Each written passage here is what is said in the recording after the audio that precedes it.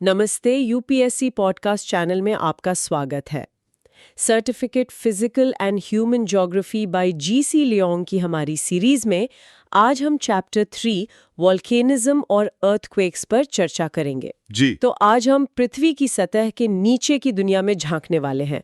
हम सब ने ज्वालामुखी के फटने के बारे में तो सुना ही है, लावा निकलते देखा है, पर क्या होता है जब वो पिघला हुआ पत्थर, जिसे हम मैग्मा कहते हैं, वो सतह तक पहुंच ही नहीं पाता। हाँ, जब वो अंदर ही ठंडा होकर जम जाता है। एग्जैक्टली। और यही तो सबसे दिलचस्प बात है। ये जो अंदरूनी गतिविधियां हैं, मतलब इंटरनल एक्टिविटीज, ये भी जमीन पर गजब के लैंडफॉर्म्स बनाती हैं। अच्छा। मैग्मा जब पृथ्वी की क्रस्ट के अंदर ही ठंडा होकर सॉलिडिफाई हो जाता है तो उसे कहते हैं इंट्रूसिव लैंडफॉर्म्स। इंट्रूसिव। और जो लावा बनकर बाहर आकर जमता है वो बनाता है एक्सट्रूसिव लैंडफॉर्म्स। आज हमारी चर्चा इन्हीं इंट्रूसिव लैंडफॉर्म्स पर होगी, जिन्हें प्लूटोनिक रॉक्स से बना हुआ माना जाता है।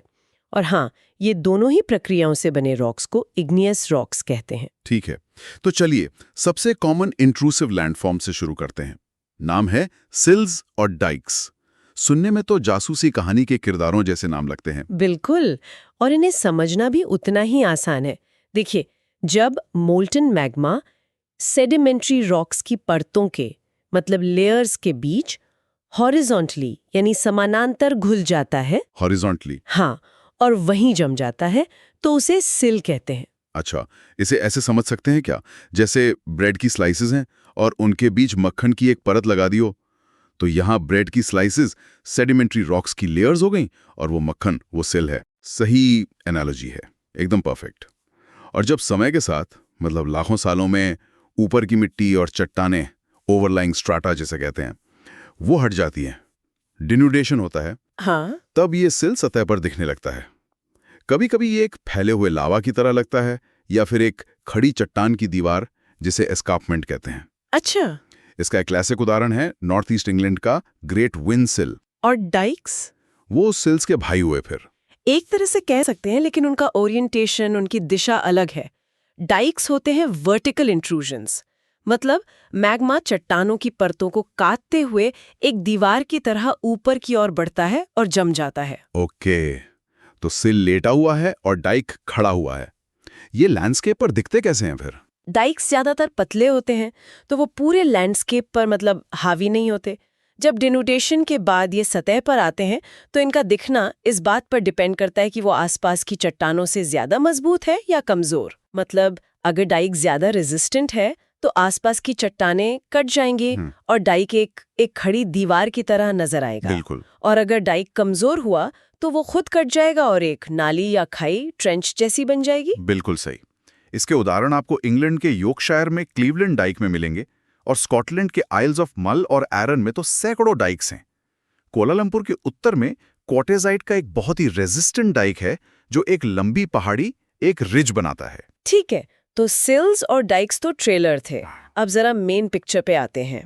कुछ बड़े स्केल के इंट्रूजन्स भी होते हैं, जिनके नाम थोड़े टेक्निकल हैं।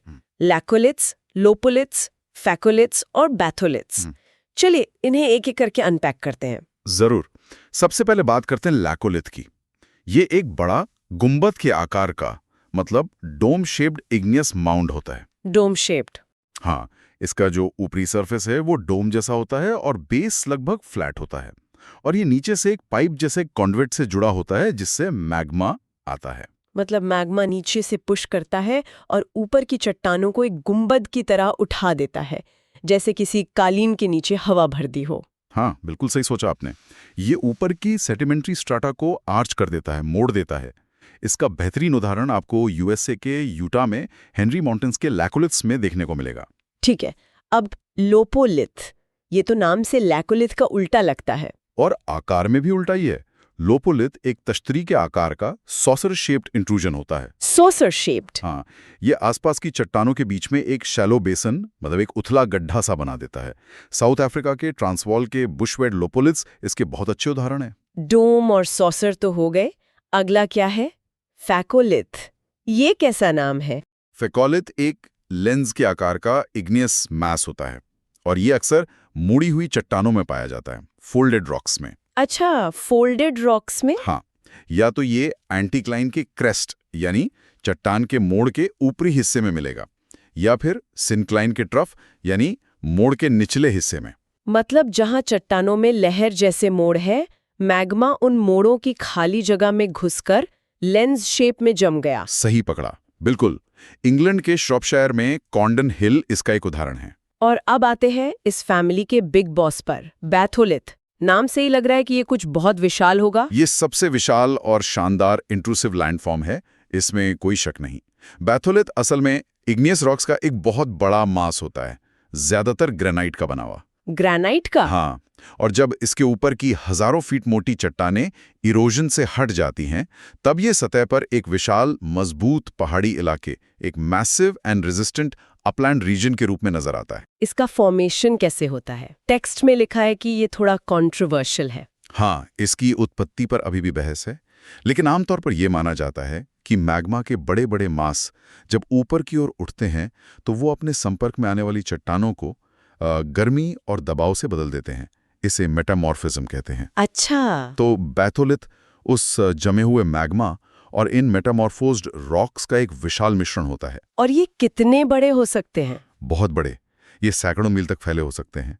आयरलैंड के विक्लो माउंटेन्स, फ्रांस के ब्रिटानी की अपलैंड्स और वेस्ट मलेशिया की मेन रेंज, ये सब बैथोलिथ्स की शानदार उदाहरण है। तो आज हमने देखा कि पृथ्वी की सतह के नीचे भी कितना कुछ चलता रहता है। ये मैग्मा का शांत खेल, जिसमें वो बाहर नहीं निकलता बल्कि अंदर ही जम जाता है। सिल्स, डाइक्स और लैकोलिथ्स से लेकर विशाल बैथोलिथ्स तक कितने ही तरह के लैंडफॉर्म्स को जन्म देता है। और सोचने वाली बात यह है कि आज हम जिन विशाल ग्रेनाइट की पहाड़ियों या पठारों को देखते हैं, वो शायद कभी पृथ्वी के गर्भ में धधकते हुए मैग्मा के विशाल भंडार थे, जो अब ठंडे होकर पत्थर बन चुके हैं। हाँ। सतह पर जो हमें दिखता है वो पृथ्वी के अंदर काम कर रही अपार शक्तियों का बस एक छोटा सा संकेत है। चलिए आगे बढ़ते हैं। ठीक है, अब हम ज्वालामुखियों की उत्पत्ति यानी ओरिजिन ऑफ वॉल्केनोज के बारे में बात करते हैं। जब भी हम ज्वालामुखी सोचते हैं तो दिमाग में बस आग और लावा आता है, लेकिन ये सब शुरू कैसे होता है? सोर्स में एक बहुत मजेदार कहानी है। पुराने जमाने में ग्रीस के लोग मानते थे कि वॉल्केन नाम का एक भूमिगत देवता है, जो सिसिली के पास एक छोटे से द्वीप के नीचे अपनी भट्टी जलाता था, और उसी से ये सब होता था। हाँ, ये पौराणिक कथाएं हमेशा दिलचस्प होती हैं, लेकिन अब जियोलॉजिस्ट्स और वॉल्केनोलॉजिस्ट्स ने जो पता लगाया है वो इन कहानियों से भी ज्यादा हैरान करने वाला है। असल में ज्वालामुखी की एक्टिविटी का सीधा संबंध क्रस्टल डिस्टर्बेंसेस से है, मतलब पृथ्वी की ऊपरी परत में जो हलचल होती है उससे। क्रस्टल डिस्टर्बेंसेस मतलब जमीन का हिलना डुलना, जैसे भूकंप? बिल्कुल। जहां जमीन की परतें कमजोर होती हैं या जहां गहरी दरारें, जिसे हम डीप फॉल्टिंग कहते हैं, वो होती हैं, या फिर जहां पहाड़ बन रहे होते हैं, माउंटेन फोल्डिंग, वहां ज्वालामुखी की संभावना बढ़ जाती है। इसका एक और बड़ा कारण है धरती के नीचे का तापमान। अच्छा, तो जमीन के नीचे ऐसा क्या चल रहा है? तो देखिए, जैसे जैसे हम धरती की सतह से नीचे जाते हैं तापमान बढ़ता जाता है। सोर्स के हिसाब से हर 65 फीट नीचे जाने पर तापमान लगभग 1 डिग्री फ़ारेनहाइट बढ़ जाता है। इस वजह से पृथ्वी का जो अंदरूनी हिस्सा है वो एक सेमी मोल्टन स्टेट में है, जिसे मैग्मा कहते हैं। मैग्मा, ये तो सुना है, मतलब पिघली हुई चट्टानें? सिर्फ पिघली चट्टानें नहीं, ये सॉलिड, लिक्विड और गैस तीनों का एक मिश्रण है। सोचिए, एक बहुत ज्यादा गर्म हाई प्रेशर वाला घोल। और सबसे जरूरी बात, इस मैग्मा में बहुत सारी गैसें होती हैं, जैसे carbon dioxide, sulphuretted hydrogen, nitrogen, chlorine. गैसें जैसे सोडा की बोतल में होती हैं? एकदम सही एनालॉजी है। यही गैसें और भाप, मतलब वेपर, मैग्मा को और ज्यादा मोबाइल और विस्फोटक, एक्सप्लोसिव बनाती हैं। जब ये मैग्मा किसी दरार या वेंट से बाहर निकलता है तो इन गैसों के दबाव की वजह से एक जबरदस्त विस्फोट हो सकता है, और जब ये मैग्मा धरती के ऊपर आ जाता है तब हम इसे लावा कहते हैं। ओके, तो मैग्मा बाहर आया और लावा बन गया, पर सोर्स कहता है कि लावा भी 2 तरह का होता है, बेसिक लावा और एसिड लावा।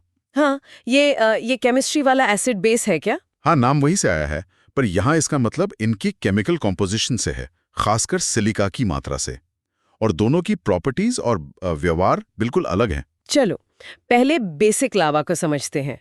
सोर्स के मुताबिक ये सबसे गर्म होता है। हाँ, बेसिक लावा का तापमान लगभग 1000 डिग्री सेल्सियस तक होता है।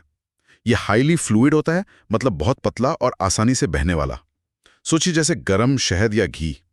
इसका रंग गहरा होता है, बेसाल्ट जैसा, और इसमें आयरन और मैग्नीशियम ज्यादा होता है, पर सिलिका कम होता है। सिलिका कम मतलब ये ज्यादा चिपचिपा नहीं होता होगा। बिल्कुल, इसी वजह से ये क्वाइटली यानी शांति से बहता है। इसमें ज्यादा बड़े विस्फोट नहीं होते। इसकी रफ्तार 10 से 30 मील प्रति घंटा तक हो सकती है। ये ठंडा होकर जमने से पहले बहुत दूर तक एक पतली चादर, थिन शीट्स की तरह फैल जाता है। तो इससे बनने वाला ज्वालामुखी कैसा दिखेगा? वैसा नहीं जैसा हम फिल्मों में देखते हैं। नहीं, बिल्कुल नहीं। इससे जो ज्वालामुखी बनता है वो ज्यादा ऊंचा और नोकीला नहीं होता है। वो धीरे धीरे फैलता है, तो उसका ढलान बहुत हल्का, जेंटली स्लोपिंग, और डायामीटर बहुत चौड़ा होता है।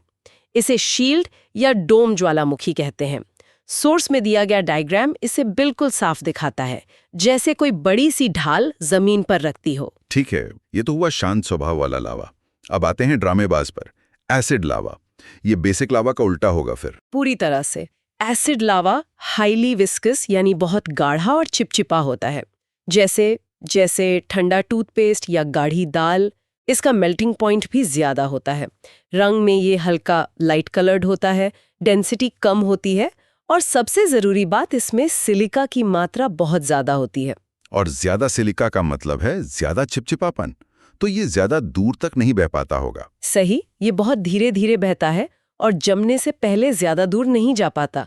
इसलिए इससे जो ज्वालामुखी बनता है वो काफी ऊंचा और खड़ी ढलान, स्टीपली स्लोपिंग साइड्स वाला होता है, बिल्कुल वैसा जैसा बच्चे अपनी ड्राइंग में बनाते हैं। और इसके चिपचिपेपन की वजह से ही ये विस्फोटक होता है। एग्जैक्टली। होता ये है कि ये गाढ़ा लावा ज्वालामुखी के मुंह, वेंट में ही जल्दी से जमने लगता है, जिससे एक तरह का प्लग बन जाता है। ये लावा के बाहर निकलने का रास्ता रोक देता है। ओह, हाँ, लेकिन नीचे से मैग्मा और गैसों का दबाव तो बढ़ता ही रहता है। ये बिल्कुल प्रेशर कुकर की सीटी जाम हो जाने जैसा है। दबाव बढ़ता है और फिर जोरदार धमाका होता है। ओहो, और इस धमाके में फिर क्या निकलता है? इस धमाके में लावा के बड़े बड़े टुकड़े, जिन्हें वोल्केनिक बॉम्ब्स या पायरोक्लास्ट्स कहते हैं, हवा में दूर दूर तक फेंके जाते हैं। सोर्स में एक और बड़ी दिलचस्प चीज लिखी है, स्पाइन या प्लग। ये क्या होता है? कभी कभी एसिड लावा इतना ज्यादा चिपचिपा होता है कि वो बहता ही नहीं, बल्कि ज्वालामुखी के मुंह, क्रेटर पर ये जमकर एक खंभे या कांटे जैसी संरचना बना लेता है। इसे ही स्पाइन या प्लग कहते हैं। सोर्स में मार्टिनिक के माउंट पेले का उदाहरण दिया गया है, जहां ऐसा ही एक स्पाइन बना था। मतलब ज्वालामुखी के मुंह पर एक ढक्कन लग गया है। हाँ, एक तरह से। और सबसे फैसिनेटिंग बात तब होती है जब हजारों लाखों साल बीत जाते हैं। समय के साथ हवा, पानी से ज्वालामुखी का बाकी हिस्सा, जो नरम चट्टानों से बना होता है, वो कटकर बह जाता है, इरोजन हो जाता है। लेकिन ये प्लग या स्पाइन बहुत सख्त और प्रतिरोधी, रेजिस्टेंट होता है। तो मतलब पूरा ज्वालामुखी गायब हो जाता है, पर वो प्लग वहीं खड़ा रहता है। बिल्कुल, वो एक अकेली चट्टानी पहाड़ी की तरह रह जाता है। सोर्स में फ्रांस के प्यूडी डोम का उदाहरण दिया है, जो एक ऐसे ही पुरानी ज्वालामुखी का बचा हुआ स्पाइन है। ये कमाल की बात है कि ज्वालामुखी खत्म हो गया, पर उसकी वो गर्दन आज भी मौजूद है। वाह! तो लावा सिर्फ लावा नहीं होता, उसकी अपनी पूरी पर्सनैलिटी होती है।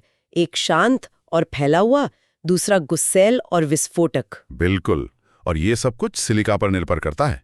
सिलिका कम तो शांत बहाव, सिलिका ज्यादा तो बड़ा धमाका। चलिए अब आगे बढ़ते। अच्छा, तो अब हम ज्वालामुखी यानी वोल्केनोस के प्रकारों पर विस्तार से चर्चा करेंगे।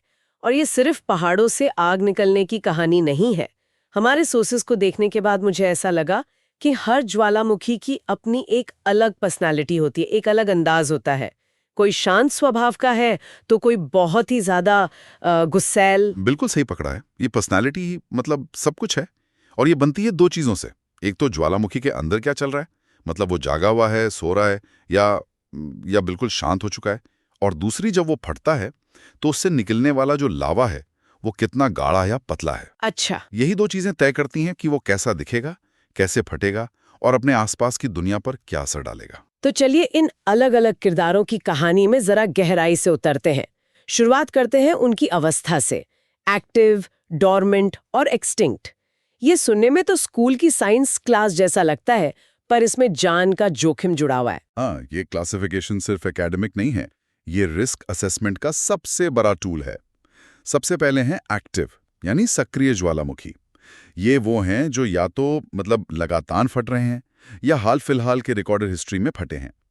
समझिए कि ये वो दोस्त हैं जो पार्टी में हमेशा डांस फ्लोर पर रहते हैं, फुल ऑफ एनर्जी। और फिर आते हैं डॉर्मेंट, यानी प्रसुप्त। डोमेंट वाले सोए हुए ड्रैगन की तरह हैं। ये वो हैं जो इतिहास में फट चुके हैं और भविष्य में भी इनके फटने के पूरे आसार हैं। मतलब ये एक तरह का टाइम बॉम्ब है? एक तरह से हाँ। ये डोमेंट होते हुए भी कुछ साइंस दिखाते रहते हैं, जैसे अंदर से गैस निकलना या जमीन का हल्का फुल्का कांपना। ये संकेत देते हैं कि अभी सो रहा हूं, पर मैं यहीं हूं और कभी भी जाग सकता हूं। एक शहर एक्सटिंक्ट ज्वालामुखी के पास बस सकता है, पर डॉर्मेंट के पास बसना एक बहुत बड़ा कैलकुलेटेड रिस्क है। और यहीं पर वो ट्विस्ट आता है जो मुझे सबसे ज्यादा चौंकाने वाला लगा। एक्सटिंक्ट यानी विलुप्त ज्वालामुखी, मतलब जिन्हें हम मरा हुआ मान चुके हैं। हाँ, पर इतिहास गवाह है कि ये मरे हुए ज्वालामुखी कभी-कभी धोखा दे जाते हैं। जैसे हमारे सोर्सेज में माउंट वेसुवियस और माउंट क्राकटाओ का जिक्र है। लोगों ने मान लिया था कि ये खत्म हो चुके हैं, शांत हो चुके हैं। और वो बहुत बड़ी गलती थी। वेसुवियस ने 79 एडी में फटकर पूरे पोम्पे शहर को राख के नीचे दफन कर दिया था। हाँ। लोगों को पता ही नहीं था कि वो एक ज्वालामुखी के ऊपर रह रहे हैं। वाओ। और क्रैकेटाओ 1883 में इतनी भयंकर तरीके से फटा कि उसकी आवाज 3000 मील दूर तक सुनी गई और उससे उठी सुनामी की लहरों ने हजारों लोगों की जान ले ली। तो इसका मतलब ये है कि हम कभी 100% श्योर नहीं हो सकते कि कोई ज्वालामुखी एग्जैक्टली, कभी नहीं कि वो सच में एक्सटिंक्ट हो गया है। हो सकता है वो बस हजारों साल की एक लंबी नींद में हो। बिल्कुल। यही प्रकृति की सबसे बड़ी सीख है कि उसे कभी अंडर एस्टिमेट नहीं करना चाहिए। इसीलिए वोल्केनोस की कंटिन्यूअस मॉनिटरिंग इतनी जरूरी है। हम साइज्मिक एक्टिविटी, गैस इमिशंस और ग्राउंड डिफॉर्मेशन को लगातार मापते हैं, ताकि हम किसी भी सोए हुए ड्रैगन के जागने के शुरुआती संकेत पकड़ सकें। तो ये अवस्था हमें ज्वालामुखी के रिस्क के बारे में बताती है, लेकिन उसकी पर्सनालिटी, उसका असली रूप तो तब दिखता है जब वो फटता है। और हमारे सोर्सेज के मुताबिक वो सब कुछ लावा की कॉम्पोजिशन पर डिपेंड करता है। सही। इसे एक्सट्रूसिव लैंडफॉर्म्स कहते हैं, यानी वो आकृतियां जो लावा के धरती की सतह पर आने से बनती हैं। और इसे समझने का सबसे आसान तरीका है लावा को दो तरह से देखना। पहला प्रकार है बहुत ज्यादा फ्लूइड लावा, यानी बहुत ही पतला लावा। हाँ, आप इसे पानी और शहद के फर्क से समझ सकते हैं। ये पानी की तरह है। पानी जैसा मतलब ये शांति से बहता होगा, ज्यादा एक्सप्लोजिव नहीं। नहीं बस नहीं। बिल्कुल। ये बहुत तेजी से और दूर दूर तक फैलता है, क्योंकि ये विस्फोटक तरीके से नहीं फटता, बल्कि धीरे धीरे बहता है। इससे जो ज्वालामुखी बनते हैं उनकी ढलानें बहुत ज्यादा खड़ी नहीं होती, वो ऊपर से चौड़े और चपटे होते हैं। इन्हें लावा डोम्स या ज्यादातर शील्ड वॉल्केनोज कहते हैं। शील्ड, जैसे किसी योद्धा की ढाल जमीन पर रख दी हो, एक जेंटल जायंट वाली फीलिंग आती है। बिल्कुल। हवाई के वॉल्केनोज इसका सबसे बेहतरीन उदाहरण है। मोना लोआ और किलाउआ दुनिया के सबसे प्रसिद्ध शील्ड वॉल्केनोज हैं। ये इतने एक्सेसिबल हैं कि इन्हें ज्वालामुखी का लैबोरेटरी माना जाता है। अच्छा। और एक दिलचस्प बात यह है कि ये पतला लावा जब दरारों से निकलकर बहुत बड़े इलाके में फैल जाता है तो वो बसाल्ट प्लेटोज बनाता है। जैसे हमारे भारत में डेक्कन प्लेटो का उत्तर पश्चिमी हिस्सा, वो करोड़ों साल पहले इसी तरह के शांत लावा प्रवाह से बना है। सोचिए कितना लावा बहा होगा कि उसने भारत का इतना बड़ा हिस्सा ढक लिया। चिलायोआ के बारे में एक बड़ी मजेदार बात मैंने पढ़ी। उसके कॉल्डेरा के अंदर एक एक्टिव वेंट है जिसे लावा पिट ऑफ हैलेमाउमाओ कहते हैं। वहां खौलता हुआ लाल लावा किसी झील की तरह भरा रहता है और उसमें से हजारों लावा के फव्वारे, मतलब लावा फाउंटेन्स, निकलते रहते हैं। वो नज़ारा कल्पना करने में ही कितना ड्रामेटिक और खूबसूरत लगता होगा। वो नज़ारा वाकई अद्भुत होता है। ये प्रकृति की रॉ पावर का एक कह सकते हैं शांत प्रदर्शन है। लेकिन कहानी पूरी तरह बदल जाती है जब लावा गाढ़ा होता है। यह है दूसरा प्रकार, विस्कस लावा। ये शहद या कह लीजिए फेविकॉल जैसा गाढ़ा होता है, तो ज्यादा दूर तक नहीं बह पाता। और मुझे लगता है यहीं से ज्वालामुखी की गुस्सैल पर्सनैलिटी सामने आती है। अगर लावा गाढ़ा और चिपचिपा है तो वो आसानी से बाहर नहीं निकलेगा। एग्जैक्टली वो ज्वालामुखी के वेंट यानी उसकी नली को जाम कर देता है, जैसे किसी पाइप में कचरा फंस गया हो। अंदर से गैस और मैग्मा का प्रेशर बढ़ता जाता है और फिर जब वो ब्लॉकेज टूटता है तो एक जोरदार धमाका होता है। इनके इरप्शंस बहुत ज्यादा विस्फोटक और खतरनाक होते हैं। और इनसे बनने वाले पहाड़ भी अलग दिखते होंगे। बिल्कुल, इस तरह के लावा और राख से ऐश और सिंडर कोन्स बनते हैं, क्योंकि लावा ज्यादा फैलता नहीं, वो वेंट के पास ही ढेर होता जाता है। इससे जो पहाड़ बनता है उसकी ढलानें काफी खड़ी होती हैं और ऊपर बीच में एक गहरा गड्ढा यानी क्रेटर होता है। ये ज्यादा ऊंचे नहीं होते पर अक्सर ग्रुप्स में पाए जाते हैं। मेक्सिको के माउंट पेरिकुटिन की कहानी तो कमाल की है। 1943 में एक किसान के मक्के के खेत में जमीन में दरार पड़ी और देखते ही देखते वहां से राख और पत्थर निकलने लगे। एक हफ्ते में वो 5 मंजिला इमारत जितना ऊंचा हो गया और 1 साल के अंदर 300 मीटर से भी ज्यादा ऊंचा एक पूरा ज्वालामुखी बन गया। इमेजिन आपके खेत में एक ज्वालामुखी उगना शुरू हो जाए। ये प्रकृति की ताकत का सबसे ताज़ा और सीधा उदाहरण है। और इस गाढ़े लावा की एक और दिलचस्प बात है, जब ये किसी घाटी में बहता है तो फैलता नहीं बल्कि एक मोटी परत में आगे बढ़ता है, जिसे लावा टंग्स कहते हैं, जैसे लावा की जीभ हो। और अगर ये किसी नदी का रास्ता रोक दे तो उसके पीछे पानी जमा हो जाता है और लावा डैम्ड लेक्स बन जाते हैं। मतलब विनाश के साथ साथ निर्माण भी चल रहा है। ये तो कमाल की बात है। मतलब प्रकृति विनाश भी करती है और निर्माण भी, एक ही झटके में। अच्छा, तो हमने उस लावा की बात की जो जमीन पर बहता है, पर जो असली ड्रामा होता है वो तो हवा में होता है। वो सारी चीजें जो लावा के साथ हवा में फेंकी जाती हैं, जिन्हें कलेक्टिवली पायरोक्लास्ट्स कहा गया है। ये सिर्फ राख नहीं है। हाँ, पायरोक्लास्ट्स एक कलेक्टिव टर्म है उन सभी सॉलिड मटेरियल्स के लिए जो इरप्शन के दौरान हवा में उड़ते हैं। इन्हें आकार के हिसाब से बांटा जाता है। सबसे बारीक कण होते हैं वॉल्केनिक डस्ट के। ये इतने हल्के होते हैं कि हवा में बहुत ऊपर स्ट्रेटोस्फेयर तक पहुंच सकते हैं और महीनों तक दुनिया के चक्कर लगा सकते हैं। जब ये नीचे गिरते हैं तो इसे ब्लैक स्नो कहते हैं, जो पूरे शहर और घरों को ढक सकती है। ये वही डस्ट है जो हवाई जहाजों के इंजन बंद कर सकती है और कुछ समय के लिए दुनिया का मौसम भी बदल सकती है। हाँ, बिल्कुल। और फिर आते हैं थोड़े बड़े टुकड़े, जिन्हें सिंडर्स या लापिली कहते हैं। ये मटर के दाने जैसे होते हैं। समझिए गर्म कंकड़ पत्थरों की बारिश हो रही है। और इससे भी बड़े? इससे बड़ा टुकड़ों में आता है प्यूमिस, जो देखने में तो पत्थर है पर उसमें इतने एयर पॉकेट्स होते हैं कि वो पानी पर तैरता है। Imagine that, a floating rock. और फिर होते हैं वॉल्केनिक बॉम्ब्स। वॉल्केनिक बॉम्ब्स, ये नाम तो किसी एक्शन मूवी जैसा लगता है। ये होते भी वैसे ही हैं। ये पिघले हुए लावा के बड़े बड़े गोले होते हैं जो हवा में फेंके जाते हैं और नीचे गिरने तक हवा में ही सॉलिड हो जाते हैं। इनका आकार एक गेंद से लेकर एक कार जितना बड़ा भी हो सकता है। और इन्हीं सब चीजों से लावा, राख, सिंडर, बॉम्ब, इन सब के मिश्रण से बनते हैं दुनिया के सबसे ऊंचे, सबसे सुंदर और सबसे खतरनाक ज्वालामुखी, कॉम्पोजिट कोन्स, जिन्हें स्ट्राटो वॉल्केनोज भी कहते हैं। ये वो क्लासिक ज्वालामुखी वाली इमेज है जो हमारे दिमाग में आती है। बिल्कुल। इन्हें कंपोजिट इसलिए कहते हैं क्योंकि ये एक ही चीज से नहीं बने होते। ये लावा, राख और दूसरे पायरोक्लास्टिक मटेरियल्स की मल्टीपल लेयर से बनते हैं, जो हजारों सालों तक हर रप्शन के साथ एक के ऊपर एक जमा होती जाती हैं। जैसे आप एक लेयर केक बना रहे हो, पहले लावा की परत, फिर राख और टुकड़ों की, फिर लावा की, और ऐसे ही ये विशाल पहाड़ बनते हैं। हमारे सॉसेज में जो डायग्राम है उसने इसे मेरे लिए बहुत क्लियर कर दिया है। एक मेन कॉन्डुइट यानी एक सेंट्रल पाइप है जो नीचे मैग्मा रेजर्वोयर से जुड़ा है। पर दिलचस्प बात यह है कि साइड से भी छोटे छोटे पाइप्स या डाइक्स निकल रहे हैं जो सतह पर आकर पैरासिटिक कोन्स बनाते हैं। मतलब एक बड़े ज्वालामुखी के शरीर पर छोटे छोटे और ज्वालामुखी। क्या ये मुख्य ज्वालामुखी के लिए एक तरह का सेफ्टी वाल्व का काम करते हैं? मतलब क्या इनके होने से मेन वेंट पर प्रेशर कम होता है? ये सोचने का एक बहुत अच्छा तरीका है। कुछ हद तक ये सेफ्टी वाल्व का काम करते हैं, प्रेशर रिलीज करते हैं, लेकिन ये भी दिखाते हैं कि ज्वालामुखी की इंटरनल प्लम्बिंग कितनी कॉम्प्लेक्स है। जैसे एक बड़े पेड़ की जड़ें और शाखाएं फैलती हैं।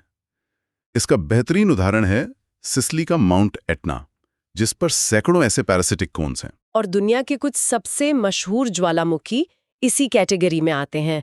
इटली का एम्प्ट वेसुवियस, जापान का एम्प्ट फुजी और एम स्ट्रोम्बोली। स्ट्रोम्बोली के बारे में लिखा है कि उसे light house of the Mediterranean भी कहते हैं। ये तो बड़ा पोएटिक नाम है। ये नाम उसे नाविकों ने दिया है। एम स्ट्रोम्बोली में लगभग लगातार हर 15-20 मिनट में छोटे छोटे इरप्शंस होते रहते हैं। रात के अंधेरे में जब लावा ऊपर उछलता है तो उसकी लाल चमक दूर दूर तक समुद्र में दिखाई देती है, जैसे किसी लाइट हाउस की रोशनी रास्ता दिखा रही हो। ये प्रकृति का अपना लाइट हाउस है। वाह! तो हमने देखा कि ज्वालामुखी कैसे अलग अलग पर्सनालिटी बनाते हैं, पर हर कहानी का अंत होता है। एक जोरदार इरप्शन के बाद जब सब कुछ शांत हो जाता है, तब क्या होता है? ज्यादातर मामलों में ऊपर एक गड्ढा बन जाता है जिसे क्रेटर कहते हैं। लेकिन कभी-कभी एक बहुत ही ज्यादा हिंसक इरप्शन के बाद ज्वालामुखी का अंत बहुत नाटकीय होता है। वो पहाड़ जो हजारों साल में बना था, वो कुछ ही घंटों में गायब हो सकता है। इससे जो बनता है उसे कैल्डेरा कहते हैं। तो कैल्डेरा बस एक बहुत बड़ा क्रेटर है? कह सकते हैं, पर ये कैसे बनता है उसमें जमीन आसमान का फर्क है। क्रेटर एक धमाके से बनता है, जैसे किसी ने ऊपर से बम फोड़ा हो। कैल्डेरा अंदर से ढहने से बनता है। सोचिए, एक बहुत हिंसक इरप्शन में ज्वालामुखी अपने अंदर का सारा मैग्मा और गैस बाहर फेंक देता है। नीचे का मैग्मा चेंबर लगभग खाली हो जाता है। तो ऊपर का जो भारी भरकम पहाड़ है, उसे सपोर्ट करने के लिए नीचे कुछ नहीं बचता। एग्जैक्टली। सोचिए, एक गगनचुंबी इमारत की नींव खोखली कर दी जाए, वो अपनी ही वजन से ढह जाएगी। ज्वालामुखी के साथ भी यही होता है। The mountain literally caves in on itself. वो अपनी ही बनाई कब्र में समा जाता है। इससे एक बहुत बड़ा, कई किलोमीटर चौड़ा गोलाकार डिप्रेशन बनता है। ये जियोमॉर्फोलॉजी की सबसे ड्रामेटिक घटनाओं में से एक है। और फिर उस विशाल गड्ढे का क्या होता है? समय के साथ उसमें बारिश या पिघलती बर्फ का पानी भर जाता है, जिससे क्रेटर लेक या कॉल्डेरा लेक बनते हैं। हमारे सोर्सेज में सुमात्रा की लेक टोबा का उदाहरण दिया गया। आज वो एक खूबसूरत झील है, पर लगभग 75,000 साल पहले वो एक सुपर वोल्केनो का कॉल्डेरा था।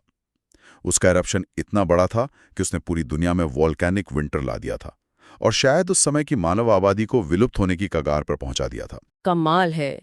तो ज्वालामुखी सिर्फ आग उगलने वाले पहाड़ नहीं है, बल्कि इनके जन्म लेने, अलग अलग रूप धरने और फिर नाटकीय रूप से खुद में ही समा जाने की एक पूरी लाइफ साइकिल है। शांत शील्ड वॉल्केनोज से लेकर गुस्सैल कॉम्पोजिट कोन्स और आखिर में खुद को ही निगल जाने वाले कैल्डेराज तक। बिल्कुल। लावा के गाढ़ेपन से लेकर इरप्शन की तीव्रता तक हर चीज मिलकर तय करती है कि हम जमीन पर कैसी आकृति देखेंगे।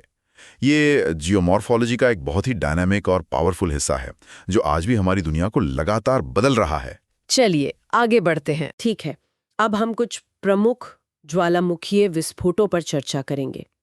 इतिहास में कुछ ऐसी घटनाएं हुई हैं जिन्होंने पूरी सभ्यताओं को मिनटों में खत्म कर दिया।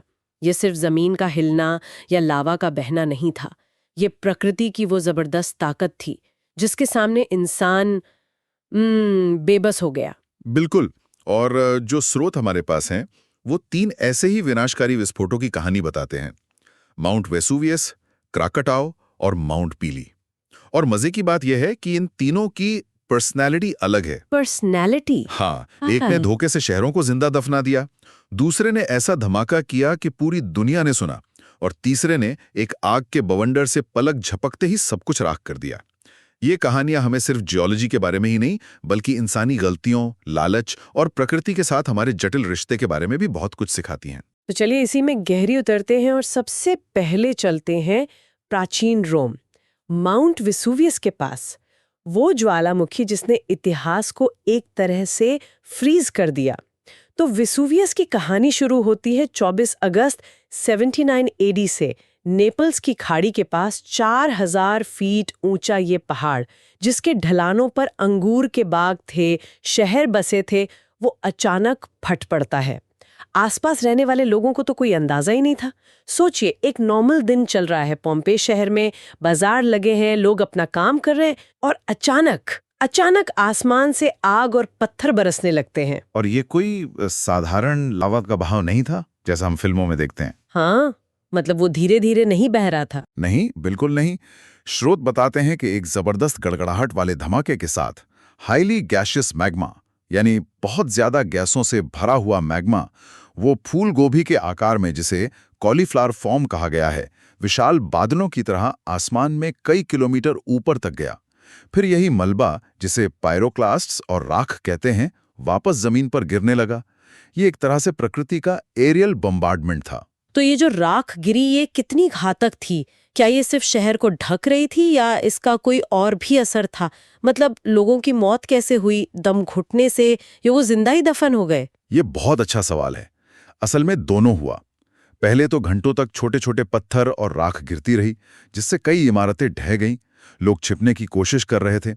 लेकिन असली कयामत बाद में आई।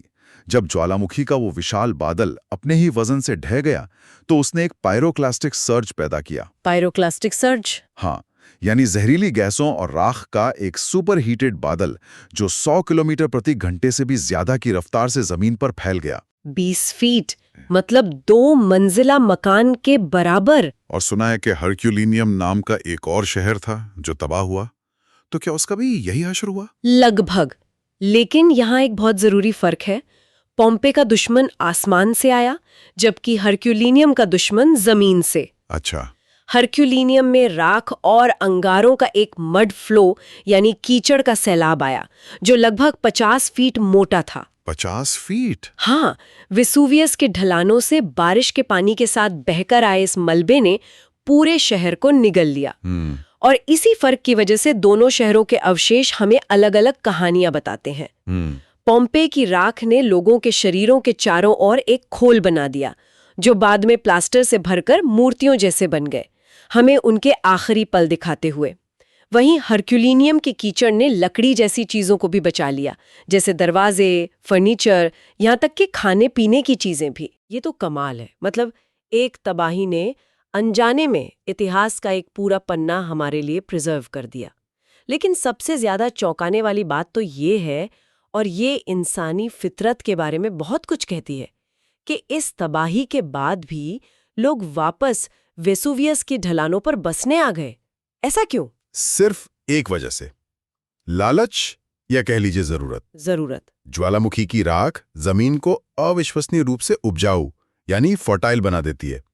खेती अच्छी होती है, पैदावार ज्यादा होती है। इसी उम्मीद में लोगों ने मौत के खतरे को नजरअंदाज कर दिया। ये एक क्लासिक ह्यूमन बिहेवियर है, जहां short term gain long term risk पर भारी पड़ जाता है। लेकिन प्रकृति ने ये धोखा दोबारा तो नहीं दिया होगा? दिया, और बहुत बुरी तरह दिया। दिसंबर 1631 में एक और विनाशकारी विस्फोट हुआ। इस बार गर्म ज्वालामुखी मलबा, चिपचिपा लावा और जहरीली गैसों का एक तूफान एन एवलांच आया, जिसने 15 शहर बर्बाद कर दिए और 4000 लोगों की जान ले ली। बाप रे! नेपल शहर पर गिरी राख का अंदाजा 1 फीट मोटा लगाया गया था। ये प्रकृति का एक क्रूर रिमाइंडर था कि वो मालिक है और उसकी याददाश्त बहुत तेज है। तो वेसुवियस ने हमें दिखाया कि इंसान खतरे के बावजूद लालच में वापस आ जाता है। लेकिन क्राकटाओ की कहानी अलग है। वहां तो आसपास कोई रहता भी नहीं था, फिर भी इतिहास की सबसे बड़ी तबाही में से एक हुई। ये कैसे हुआ? क्राकटाओ की कहानी प्रकृति की प्योर रॉ पावर की कहानी है। अगस्त 1883 में जावा और सुमात्रा के बीच ये छोटा सा ज्वालामुखी द्वीप फटा। और जब ये फटा तो इसकी भयावहता का अंदाजा इस बात से लगाइए कि राख के घने काले बादल 20 से 50 मील की ऊंचाई तक गए। 50 मील? हाँ, 50 मील मतलब लगभग 80 किलोमीटर ऊपर। हमारे कमर्शियल एयरप्लेन्स तो 10-12 किलोमीटर की ऊंचाई पर उड़ते हैं। ओ, मतलब उससे भी 7-8 गुना ज्यादा ऊपर। बिल्कुल। और धमाका, मैंने पढ़ा है कि धमाका इतना तेज था कि उसे लगभग 3000 मील दूर ऑस्ट्रेलिया में सुना गया। 3000 मील मतलब लगभग 4800 किलोमीटर। ये तो ऐसा है कि दिल्ली में कोई बहुत बड़ा धमाका हो और उसकी आवाज मॉस्को तक साफ साफ सुनाई दे। ये तो दिमाग को शून्य कर देने वाली बात है। बिल्कुल, इसे मानव इतिहास में दर्ज की गई सबसे तेज आवाज माना जाता है। कहा जाता है कि इसकी साउंड वेव्स ने दुनिया के 7 चक्कर लगाए थे। क्या बात है! और वैज्ञानिक दृष्टि से जो हुआ वो और भी ज्यादा फैसिनेटिंग है। ज्वालामुखी के नीचे से इतना ज्यादा मैग्मा इतनी तेजी से बाहर निकल गया कि द्वीप का 2/3 हिस्सा जो सुपरस्ट्रक्चर था वो अपने ही वजन से ढह गया और समुद्र के नीचे गायब हो गया। पूरा का पूरा द्वीप? हाँ, इसने पानी के नीचे एक बहुत बड़ा गड्ढा बना दिया, जिसे जियोलॉजिस्ट एक सबमरीन कैल्डेरा कहते हैं। सोचिए, जमीन का एक पूरा टुकड़ा बस समंदर में समा गया। और इसका असर सिर्फ उस जगह तक तो सीमित नहीं रहा होगा। इतनी बड़ी घटना का ग्लोबल इम्पैक्ट क्या हुआ? इसका ग्लोबल इम्पैक्ट जबरदस्त था। जो बारीक धूल वायुमंडल के ऊपरी हिस्से यानी स्ट्रेटोस्फेयर में पहुंची, वो हवा के साथ पूरी दुनिया में कई बार घूमी। इसकी वजह से दुनिया के कई हिस्सों में सूरज डूबने का नजारा बेहद चमकीला हो गया। Brilliant sunsets. हाँ, वो जो ब्रिलियंट सनसेट्स की बात है। बिल्कुल, आसमान में अजीब अजीब रंग दिखने लगे। कुछ लोग तो ये भी कहते हैं कि मशहूर पेंटर एडवर्ड मंच की पेंटिंग द स्क्रीम में जो लाल रंग का आसमान है, वो क्रकाटो के बाद के नज़ारों से ही इंस्पायर्ड था। अच्छा। इस एक घटना ने कुछ सालों के लिए दुनिया भर का मौसम बदल दिया। वैश्विक तापमान में गिरावट आई। इसने हमें पहली बार ये एहसास दिलाया कि हमारा प्लैनेट एक इंटरकनेक्टेड सिस्टम है। एक जगह की घटना पूरी दुनिया पर असर डाल सकती है। पर अगर उस द्वीप पर कोई रहता ही नहीं था, तो फिर इतनी बड़ी तबाही कैसे हुई? मतलब 36,000 लोगों की मौत का जिक्र है, वो कैसे मारे गए? वो लावा या राख से नहीं मरे, वो मारे गए पानी से। पानी से? जब द्वीप का इतना बड़ा हिस्सा समुद्र में घिरा तो उसने एक मेगा सुनामी को जन्म दिया। स्रोत बताते हैं कि 100 फीट से भी ऊंची लहरें उठी। 100 फीट? हाँ, ये लहरें जब इंडोनेशिया के तटीय इलाकों से टकराईं तो उन्होंने 36,000 लोगों की जान ले ली। लोग समझ ही नहीं पाए कि हुआ क्या। बस समुद्र उनकी तरफ एक दीवार बनकर दौड़ता चला आया। और कहानी यहाँ खत्म नहीं होती। ये तो किसी साइफाई फिल्म जैसा लगता है। लगभग आधी सदी तक शांत रहने के बाद 1927 में उसी जगह से समुद्र के नीचे एक नया सिंडर कोन निकला। धीरे धीरे वो बड़ा होता गया और 1952 तक समुद्र से 220 फीट ऊंचा हो गया। इसका नाम रखा गया अन क्रैकटोआ, जिसका मतलब है क्रैकटाओ का बच्चा। है ना, कमाल की बात है। मतलब जिस तबाही ने एक द्वीप को निगल लिया था, उसी ने एक नए द्वीप को जन्म भी दिया। वाओ! ये प्रकृति के विनाश और निर्माण के साइकिल का एक टेक्स्ट बुक एग्जाम्पल है। अन क्रैकटोआ आज भी बहुत सक्रिय है और बढ़ता जा रहा है। तो एक ज्वालामुखी ने दफनाया, दूसरे ने पूरी दुनिया को हिला दिया। अब हमारी आखिरी कहानी माउंट पीली की, जो आधुनिक समय की सबसे भयानक त्रासदियों में से एक है। यहाँ क्या अलग हुआ था? यहां जो हुआ वो शायद सबसे डरावना का, क्योंकि वो तेज, घातक और एक तरह से सर्जिकल स्ट्राइक जैसा था। मई 1902 वेस्ट इंडीज सेंट पियरे शहर, जिसे कैरिबियन का पेरिस कहा जाता था, एक खूबसूरत बसलिंग शहर था। उसके ठीक पास था माउंट पीली। विस्फोट से पहले कुछ चेतावनियां मिली थीं, लेकिन रिपोर्ट्स बताती हैं कि आने वाले चुनाव की वजह से गवर्नर ने लोगों को शहर खाली करने से रोका। क्या? हाँ, वो नहीं चाहते थे कि पैनिक फैले और चुनाव पर असर पड़े। मतलब ये एक ह्यूमन एरर की भी कहानी है। बिल्कुल, और इसकी बहुत भारी कीमत चुकानी पड़ी। यहाँ विस्फोट का तरीका बिल्कुल अलग था।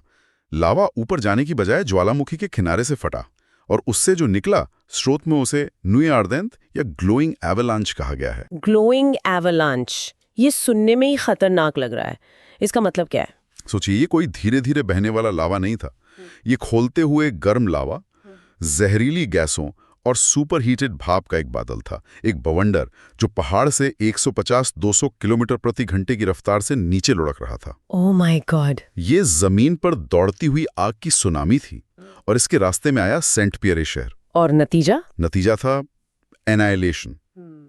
कुछ ही मिनटों में शहर की 30,000 की पूरी आबादी सिर्फ 2 लोगों को छोड़कर तुरंत मारी गई, इंस्टेंटली। 2 लोग पूरी 30,000 के आबादी में से? हाँ, जो भी उस बादल की चपेट में आया वो वहीं भस्म हो गया। समुद्र का पानी उबलने लगा था। बंदरगाह पर खड़े जहाज ऐसे जल गए जैसे कागज के बने हों। एक भूविज्ञानिक के तौर पर भी सेंट पियरे की कहानी को पढ़ना मुश्किल है। जो 2 लोग बचे उनमें से एक कैदी था, जो पत्थर की बनी एक छोटी बिना खिड़की वाली कोठरी में बंद था। अच्छा। वही मजबूत बनावट उसे बचा गई। इस घटना ने वॉल्केनोलॉजी यानी ज्वालामुखी विज्ञान को हमेशा के लिए बदल दिया। इसने वैज्ञानिकों को सिखाया कि हर ज्वालामुखी का अपना एक व्यक्तित्व होता है। लावा का बहना ही एकमात्र खतरा नहीं है, बल्कि पायरोक्लास्टिक फ्लो जैसी चीजें कहीं ज्यादा घातक हो सकती हैं। इस तबाही के बाद भी क्या ज्वालामुखी में कोई हलचल हुई? हाँ, और वो भी बहुत अजीब। तबाही के बाद ज्वालामुखी कई महीनों तक सक्रिय रहा, और फिर क्रेटर से एक वर्टिकल स्पाइन यानी एक सीधा खंबा जैसा उठने लगा, जो 1903 के मध्य तक लगभग 1000 फीट ऊंचा हो गया। 1000 फीट ऊंचा खंबा? वो क्या चीज थी? वो असल में बहुत ही चिपचिपा, गाढ़ा और आंशिक रूप से जमा हुआ लावा था, जो ज्वालामुखी की गर्दन में फंस गया था और बहने के बजाय एक खंबे की तरह ऊपर की ओर धकेल दिया गया। अच्छा। ये अपने आप में एक अनोखी भूवैज्ञानिक घटना थी, जो हमें ज्वालामुखी के अंदर की ताकतों के बारे में बताती है। हालांकि बाद में ये अपनी ही कमजोरी से टूटकर गिर गया। तो हमने आज 3 अलग-अलग ज्वालामुखियों की कहानियां देखी। वेसुवियस, जिसने धोखे से दफनाया और इतिहास को संरक्षित किया। क्राकाटाओ, जिसने एक द्वीप को मिटाकर पूरी दुनिया को अपनी ताकत का एहसास दिलाया। और माउंट पीली, जिसने एक आग के बवंडर से एक ही झटके में पूरी सभ्यता को राख कर दिया। सही कहा। ये तीनों कहानियां हमें एक ही चीज याद दिलाती हैं। हम जिस जमीन पर रहते हैं वो सिर्फ एक स्थिर चट्टान नहीं है। ये एक जिंदा, सांस लेते हुई चीज है जिसके अंदर अपार शक्ति है। ये घटनाएं सिर्फ भूवैज्ञानिक इतिहास का हिस्सा नहीं है, ये इंसानी सभ्यता के लिए कॉशनरी टेल्स हैं। सही बात है। जो हमें विकास, जोखिम और प्रकृति की अप्रत्याशित शक्ति के बीच संतुलन बनाने की जरूरत के बारे में सिखाती हैं। और शायद ये हमें ये सोचने पर भी मजबूर करती हैं कि हम जिसे स्थिर और सुरक्षित मानकर अपनी जिंदगी जीते हैं, वो असल में एक बहुत ही नाजुक संतुलन पर टिका है। हम अक्सर उन सोई हुई ताकतों को भूल जाते हैं जिनके साए में हम रहते हैं। बिल्कुल। चलिए आगे बढ़ते हैं। ठीक है, तो अब हम दुनिया में ज्वालामुखियों के डिस्ट्रीब्यूशन यानी उनके फैलाव पर चर्चा करेंगे। बिल्कुल। और सबसे दिलचस्प बात यह है कि ज्वालामुखी दुनिया में कहीं भी ऐसे ही रैंडम नहीं है। रैंडम नहीं है। नहीं, इनका एक बहुत साफ, एक डिफाइंड पैटर्न है। हाँ, और ये पैटर्न उन जगहों से जुड़ा है जहां जमीन की परतें या तो बहुत ज्यादा मुड़ी हुई हैं, जिन्हें हम फोल्डेड कहते हैं, या फिर टूटी हुई हैं, फॉल्टेड हैं। मतलब जहां भी जमीन के नीचे ज्यादा ड्रामा चल रहा है, वहीं पर ज्वालामुखी मिलते हैं। सही कहा।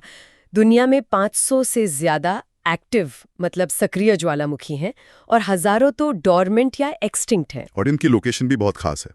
ज्यादातर ज्वालामुखी या तो कोस्टल माउंटेन रेंजेस के पास मिलेंगे या फिर ऑफशोर आइलैंड्स के रूप में, मतलब समंदर में द्वीपों की तरह।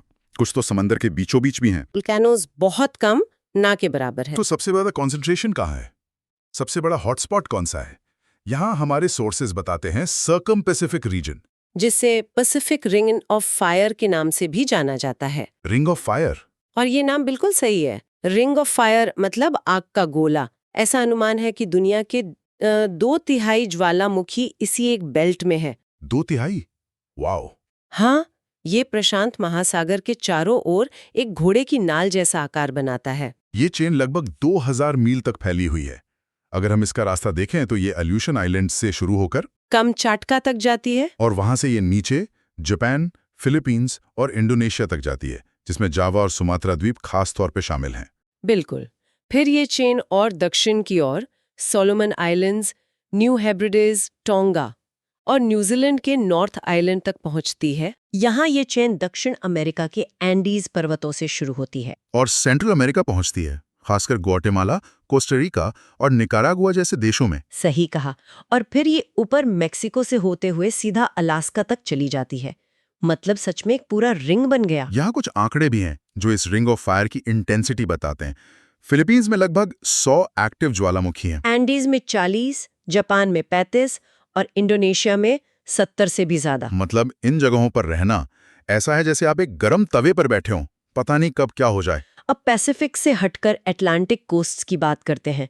यहाँ का सीन बिल्कुल अलग है। हाँ, अटलांटिक कोस्ट पर एक्टिव वोल्केनोज की संख्या बहुत कम है। क्यों? ऐसा क्यों है? यहाँ ज्यादातर डोर्मेंट या एक्सटिंक्ट वोल्केनोज हैं, जैसे मडीरा, असेंशन, सेंट हेलेना, केप वेड आइलैंड्स और कनारी आइलैंड्स। लेकिन यहाँ भी कुछ एक्सेप्शंस हैं। आइसलैंड और अजोर्स के ज्वालामुखी, वो तो एक्टिव हैं। बिल्कुल। तो अटलांटिक भले ही शांत लगता हो, पर वहां भी कुछ हलचल वाले स्पॉट्स हैं। अब एक और दिलचस्प इलाके पर आते हैं, मेडिटेरेनियन रीजन, मतलब भूमध्य सागर का क्षेत्र। यहाँ के ज्वालामुखी मुख्य रूप से एल्पाइन फोल्ड से जुड़े हैं। हाँ, जो कि एक बड़ी पर्वत श्रृंखला का हिस्सा है। यहाँ तो बहुत फेमस नाम है, वेसुवियस, जिसने पोम्पेई शहर को तबाह कर दिया था। एटना, स्ट्रोम्बोली, वुल्कानो और एजियन आइलैंड्स के ज्वालामुखी, ये सब यही हैं। और ये बेल्ट आगे एशिया माइनर तक जाती है, जहां माउंट एरारात और माउंट एल्ब्रूज जैसे ज्वालामुखी हैं। सही है। लेकिन यहाँ एक बहुत ही चौंकाने वाली बात है, हिमालय, जो दुनिया की सबसे बड़ी और नई फोल्डेड माउंटेन रेंज है। वहां हैरानी की बात है कि एक भी एक्टिव वोल्कानो नहीं है। ये सच में एक बड़ा सरप्राइज है। जहां इतनी बड़ी जियोलॉजिकल एक्टिविटी हुई, वहां ज्वालामुखी नहीं है। ये दिखाता है कि हर माउंटेन बिल्डिंग प्रोसेस एक जैसा नहीं होता। चलिए अब अफ्रीका की तरफ चलते हैं। यहाँ कुछ ज्वालामुखी ईस्ट अफ्रीकन रिफ्ट वैली के साथ साथ पाए जाते हैं, जैसे माउंट किलिमांजारो और माउंट केन्या। हाँ, लेकिन ये दोनों शायद एक्सटिंक्ट हो चुके हैं। प्रॉबेबली। और पूरे वेस्ट अफ्रीका का एकमात्र एक्टिव वॉल्केनो माउंट कैमरून है। मैडागास्कर में भी कुछ वॉल्केनिक कोन्स हैं, पर वहां से किसी एक्टिव इरप्शन की कोई खबर नहीं है। नहीं।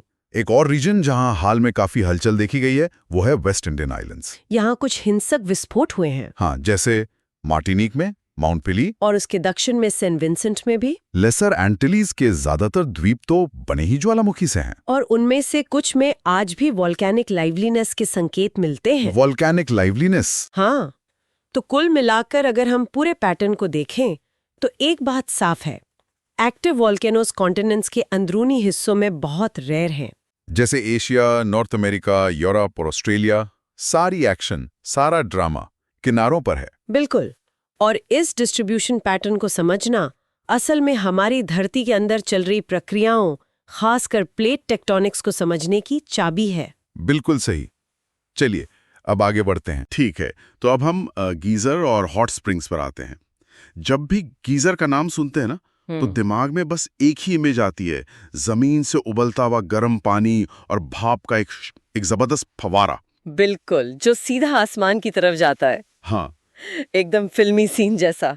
और हमारे सोर्सेस कहते हैं कि ये 150 फीट तक ऊंचा जा सकता है। हाँ, 10.5 फीट। ये तो मतलब किसी 15 मंजिला इमारत जितना ऊंचा हो गया। बिल्कुल। और ये समझना जरूरी है कि ये सिर्फ गर्म पानी नहीं है, ये असल में सुपर हीटेड स्टीम और पानी का एक वायोलेंट इजेक्शन है। और ये फिनोमेनन जाहिर है उन्हीं जगहों पर मिलता है जहां जमीन के नीचे बहुत ज्यादा गर्मी हो, मतलब जियोथर्मल हॉटस्पॉट्स या एक्टिव वॉल्केनिक रीजन्स। ओके, तो चलिए इसको अनपैक करते हैं। ये होता कैसे? मतलब घर पे हम पानी उबालते हैं, वो 100 डिग्री सेल्सियस पर भाप बन जाता है। यहाँ ऐसा क्या अलग हो रहा है कि पानी 15 मंजिला इमारत जितना ऊंचा उछल रहा है? जमीन के नीचे क्या चल रहा है? यहाँ पर फिजिक्स बड़ा मजेदार है और सारा खेल प्रेशर का है। जमीन के नीचे मैग्मा या गर्म चट्टानों की वजह से पानी अपने बॉइलिंग पॉइंट से कई ज्यादा गर्म हो जाता है। मतलब 100 डिग्री सेल्सियस से भी ज्यादा? हाँ, कई ज्यादा, कभी-कभी 200 डिग्री सेल्सियस तक। एक मिनट, 200 डिग्री पर पानी लिक्विड कैसे रह सकता है? उसे तो कब का भाप बन जाना चाहिए था। एग्जैक्टली, यही तो क्रक्स है। जमीन के नीचे ऊपर से मौजूद चट्टानों और पानी का इतना जबरदस्त प्रेशर होता है कि वो पानी को उबलने ही नहीं देता। वो पानी 100 डिग्री के पार भी लिक्विड फॉर्म में ही रहता है। अच्छा, आप इसे ऐसे समझें कि पानी उबलना चाहता है, एक्सपैंड होना चाहता है, पर प्रेशर ने उसे दबा के रखा हुआ है। तो ये एक तरह से फ्रस्ट्रेटेड सुपर हीटेड वाटर है। हाँ, बिल्कुल सही टर्म है, फ्रस्ट्रेटेड वाटर। मतलब ये एक स्प्रिंग की तरह है जिसे दबा के रखा गया है और वो बस बाहर निकलने का मौका ढूंढ रहा है। तो फिर वो ट्रिगर पॉइंट क्या है? कौन उस स्प्रिंग को छोड़ता है? ट्रिगर पॉइंट बड़ा सटल होता है। सोर्स में दिए गए डायग्राम को देखें तो पता चलता है कि जमीन के नीचे पतली पतली नलियों या दरारों का एक कॉम्प्लेक्स नेटवर्क होता है, जिसे हम नेचर का प्लम्बिंग सिस्टम कह सकते हैं। जैसे जैसे ये सुपर हीटेड पानी ऊपर की तरफ आता है, ऊपर का कुछ पानी भाप बनकर उड़ता है या थोड़ा ठंडा होता है। बस इसी वजह से उस पॉइंट पर प्रेशर हल्का सा कम हो जाता है। और नीचे जो 200 डिग्री पे फ्रस्ट्रेटेड पानी बैठा है, उसके लिए जरा सा प्रेशर ड्रॉप ही काफी है। प्रिसाइजली, उसके लिए ये एक सिग्नल की तरह है। प्रेशर हटते ही वो सुपर हीटेड पानी एक चेन रिएक्शन में तुरंत भाप में बदलता है। इस प्रोसेस को फ्लैश इवेपोरेशन कहते हैं। Flash evaporation. और जब पानी भाप बनता है तो उसका वॉल्यूम लगभग 1600 गुना बढ़ जाता है। 1600 गुना। हाँ। अब आप सोचिए, एक कन्फाइंड स्पेस में वॉल्यूम का इतना जबरदस्त एक्सपेंशन, तो नतीजा होता है एक जियोथर्मल एक्सप्लोजन। बिल्कुल। ये सारी एनर्जी पानी और भाप को एक धमाके के साथ बाहर फेंक देती है। अरे वाह! तो ये एक अंडरग्राउंड प्रेशर कुकर है जिसकी सीटी एक तय समय पर नहीं बल्कि तब बजती है जब प्रेशर में जरा सी भी गड़बड़ हो जाए। सही पकड़ा आपने। और इसकी सीटी 150 फीट ऊंची जाती है। ये प्लम्बिंग सिस्टम ही तय करता होगा कि गीजर कैसा दिखेगा। बिल्कुल। अगर नीचे का रास्ता चौड़ा और सीधा है तो पानी एक फव्वारे की तरह फाउंटेन गाइजर बनकर निकलता है, लेकिन अगर रास्ता टेढ़ा मेढ़ा और संकरा है तो पानी और भाप चारों दिशाओं में फटते हैं, जिसे कोन गाइजर कहते हैं। अच्छा, और वो अपने चारों ओर मिनरल्स का एक टीला, एक कोन बना लेता है ना। हाँ बिल्कुल, समय के साथ वो कोन बड़ा होता जाता है। तो ये कमाल की चीज, ये नेचर्स प्रेशर कुकर, क्या दुनिया में हर जगह देखने को मिलता है? क्योंकि जियोथर्मल एनर्जी तो कई जगह होती है। नहीं, बिल्कुल नहीं। गीजर्स असल में काफी रेयर है। सही कंडीशंस का कॉम्बिनेशन, इंटेंस हीट, भरपूर पानी और एक खास तरह का अंडरग्राउंड प्लम्बिंग सिस्टम, ये बहुत कम जगहों पर मिलता है। तो कहाँ है ये? सोर्स के मुताबिक दुनिया के लगभग सभी गीजर्स 3 ही प्रमुख क्षेत्रों में मिलते हैं। आइसलैंड, न्यूजीलैंड के नॉर्थ आइलैंड का रोटोरुआ डिस्ट्रिक्ट और यूएसए का येलोस्टोन नेशनल पार्क। येलोस्टोन में तो कहते हैं दुनिया के आधे से ज्यादा गीजर हैं। सही बात है, वो गीजर्स का हॉटस्पॉट है। यहाँ पर एक पैटर्न दिख रहा है। ये वही इलाके हैं जो टेक्टोनिक प्लेट्स के बाउंड्रीज पर हैं, जैसा कि सोर्स के दूसरे मैप में दिख रहा है। पैसिफिक रिंग ऑफ फायर के आसपास की एक्टिविटी, ये सब आपस में कनेक्टेड है। बिल्कुल, ये जियोथर्मल एक्टिविटी सीधे सीधे पृथ्वी के टेक्टोनिक प्लेट्स की हलचल से जुड़ी हुई है। जहां प्लेट्स मिल रही हैं या अलग हो रही हैं, जैसे आइसलैंड में मिड अटलांटिक रिज पर, वहां पृथ्वी का मैंटल सतह के ज्यादा करीब होता है। अच्छा, ये पिघली हुई चट्टानें यानी मैग्मा जमीन के पानी के लिए एक नेचुरल स्टोव का काम करती हैं।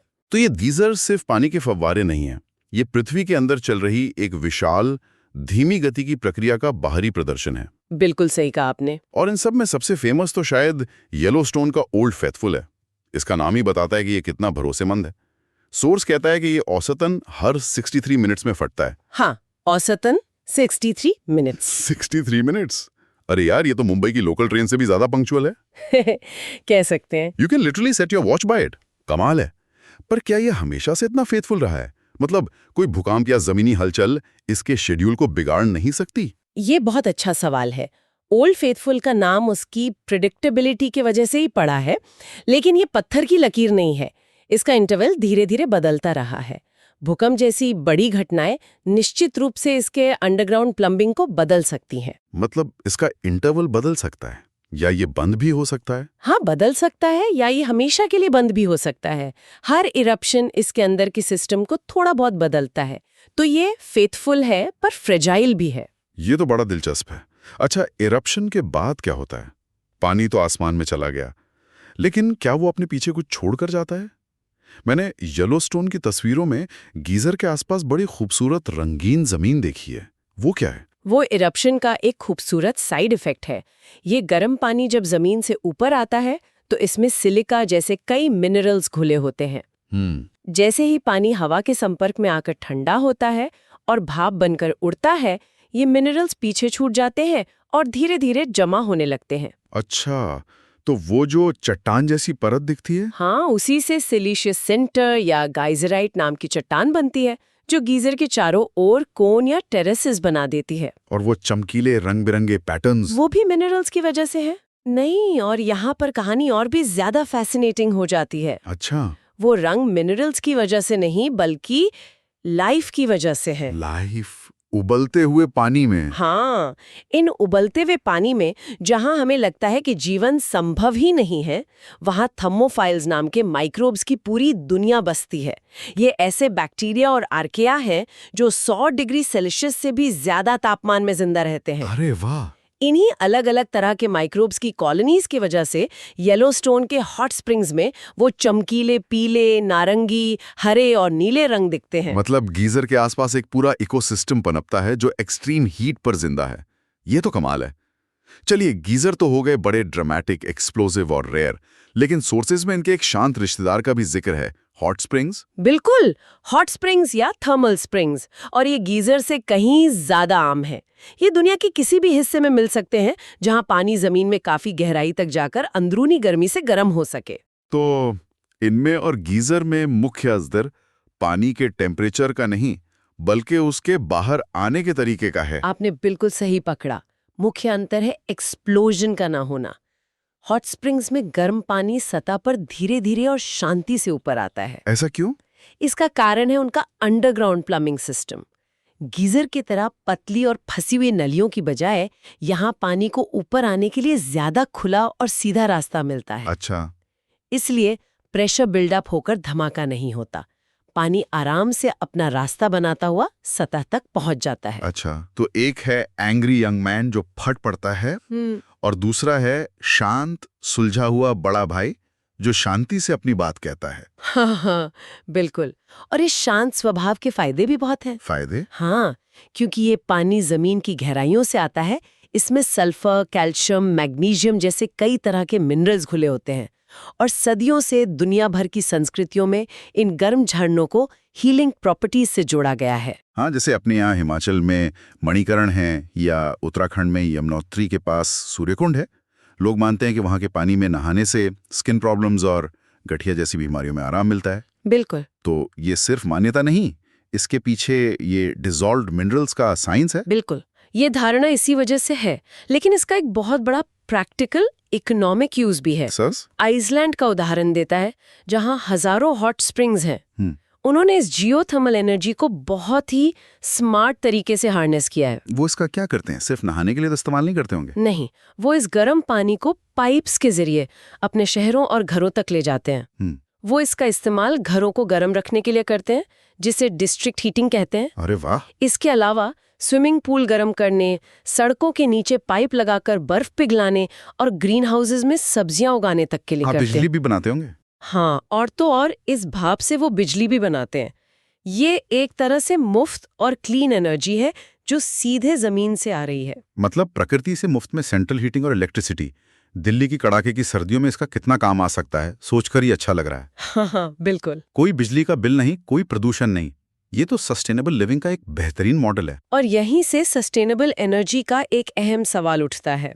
आइसलैंड जैसे देश हमें दिखाते हैं कि कैसे हम अपने नेचुरल रिसोर्सेज का इस्तेमाल स्मार्ट तरीके से कर सकते हैं।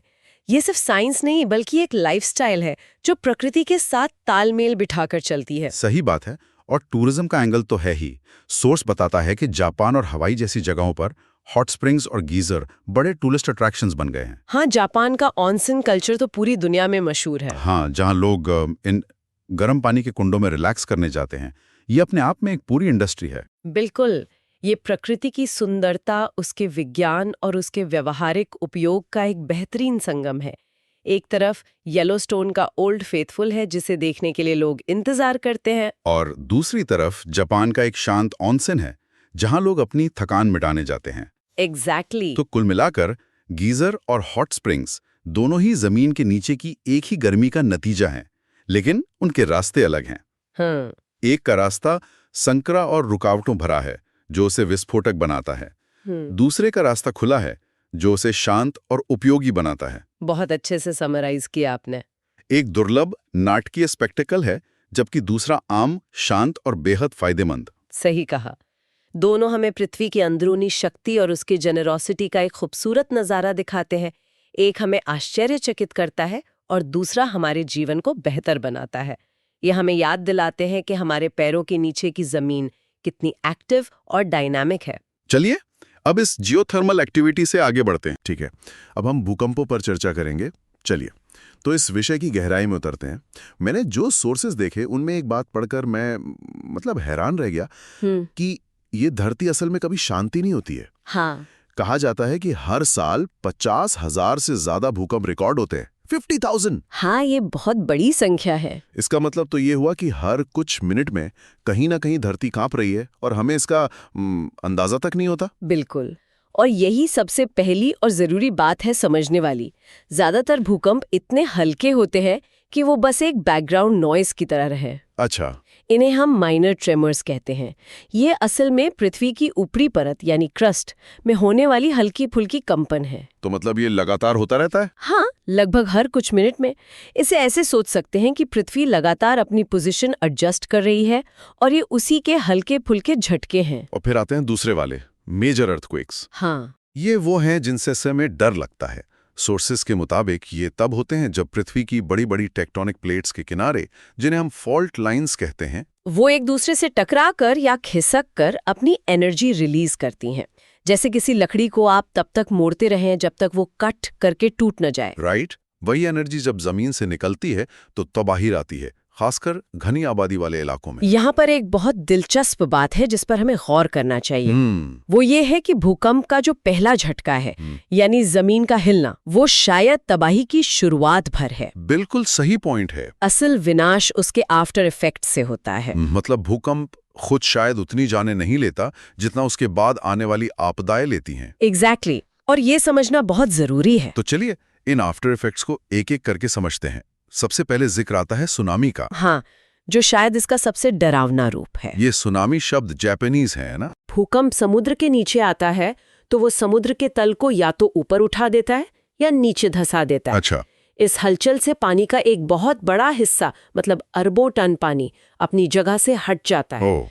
ये ऊर्जा पानी में लहरों की शक्ल में हजारों किलोमीटर तक ट्रैवल करती है और गहरे समुद्र में ये ज्यादा ऊंची नहीं लगती, शायद 1-8 मीटर की ही हो। बस, तो फिर ये इतनी खतरनाक कैसे हो जाती हैं? जैसे ही ये लहरें तट के पास उथले पानी में पहुंचती हैं, इनकी सारी एनर्जी ऊपर की तरफ कॉन्सेंट्रेट हो जाती है और इनकी ऊंचाई मतलब नाटकीय ढंग से बढ़ जाती है। और ये कितनी ऊंची हो सकती है? कई बार 10-20, यहां तक कि 35-40 फीट ऊंची भी। सोचिए, एक 3-4 मंजिला इमारत जितनी ऊंची पानी की दीवार जो शहर की तरफ भाग रही है। ये तो कल्पना करना भी मुश्किल है। ये पूरे के पूरे तटीय इलाकों को बहा ले जाती है और हजारों लोगों की जान ले लेती है। और फिर दूसरा बड़ा आफ्टर इफेक्ट, आग। ये कैसे होता है? देखिए, भूकंप के झटकों से शहरों का पूरा इंफ्रास्ट्रक्चर चरमरा जाता है। जमीन के नीचे बिछी गैस पाइपलाइंस टूट जाती हैं, बिजली के खंभे और तार गिर जाते हैं। ओके। अब टूटी हुई गैस लाइन से गैस लीक हो रही है और गिरे हुए बिजली के तारों से चिंगारियां निकल रही हैं। ये आग लगने के लिए एक परफेक्ट रेसिपी है। और सबसे बुरी बात तो ये है कि इस आग को बुझाना भी लगभग नामुमकिन हो जाता होगा। बिल्कुल, सड़कें टूटी फूटी हैं, हर तरफ मलबा है, तो फायर ब्रिगेड की गाड़ियां पहुंच ही नहीं पाती। मतलब शहर अपने ही इंफ्रास्ट्रक्चर के जाल में फंसकर चलने लगता है, एक आपदा के बाद दूसरी आपदा, जो शायद पहली से भी ज्यादा घातक है। इसके अलावा जमीन पर भी तो सीधा असर होता है। हाँ, वो कैसे? जब सरफेस वेव्स गुजरती हैं, ये वो तरंगे हैं जो धरती की सतह पर चलती हैं, तो ठोस जमीन किसी तालाब के पानी की तरह ऊपर नीचे होने लगती है। 1 मिनट, ठोस जमीन पानी की तरह लहरें मारती? हाँ बिल्कुल।